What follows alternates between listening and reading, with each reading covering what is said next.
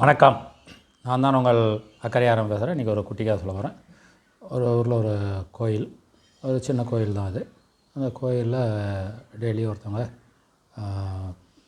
சாமிக்கு பழங்கள் எடுத்து வந்து படைக்கிறதுக்காக வருவாங்க. அப்படி வரும்போது ஒரு நாள் ஒரு வேற்று மதத்தை சேர்ந்த ஒரு பெண்மணி அவங்களுடைய குழந்தைய அங்கே வச்சுக்கிட்டு உட்காந்துட்டு இருந்தாங்க.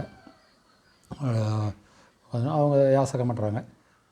இந்த அம்மா பார்க்குறாங்க, இந்த குழந்தை வேறு மதமாக இருக்குதுன்னு பார்க்குறாங்க. இவங்க வேறு மதமாக பார்த்துட்டு சரின்ட்டு கோயிலுக்கு போகிறாங்க.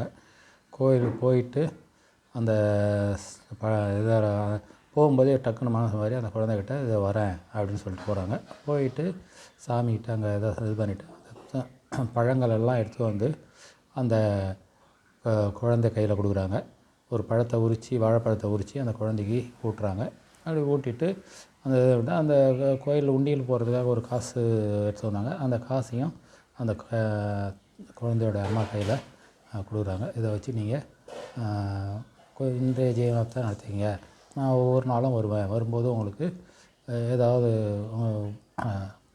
உணவுப் பொருளை கொடுக்குறேன் அப்படின்னு சொல்லிட்டு அப்போது ஸோ அந்த அம்மாவும் சந்தோஷமாக வாங்கி அது குழந்தைக்கு பழங்கள்லாம் குழந்தைக்கு இது பண்ணிவிட்டு சந்தோஷமாக சாப்பிட்டு அன்றைய நாட்களை கழிப்பாங்க.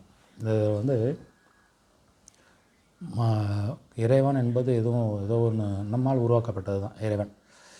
அதை கடவுள் ஒரு நம்ம கொடுக்குற பழங்களையோ அதையோ அவர் சாப்பிட போகிறதில்ல. ஆனால் அது யாராவது ஒரு ஏழைகளுக்கு கொடுத்தா அதுவே இறைவன் தனக்கு படைத்ததாக நினைத்து ரொம்ப சந்தோஷமாக நாம் வேண்டிய காரியங்களை இது பண்ணுவார். இதில் மதம், ஜாதி, மதம் இதெல்லாம் பற்றி யோசிக்கவே வேண்டியதில்லை. நம்மால் முடிஞ்சதை நாம் இருக்கும்போது நம்முடைய சுற்றி இருக்கிறவர்களுக்கு ஏதாவது கொடுத்து உதவணும்னா அது அதாவது தேவைப்பட்டவர்களுக்கு கொடுத்து உதவணும்னா சும்மா சாமிக்கு படிக்கிறேன் அதுன்னு இது பண்ணுறத விட தேவைப்பட்டவர்களுக்கு கொடுத்து உதவுனா அது அவர்களுக்கு அது சந்தோஷத்தை கொடுக்கும் என்றால் நம்ம நினைத்த காரியங்கள் சுகமாக நடக்கும்.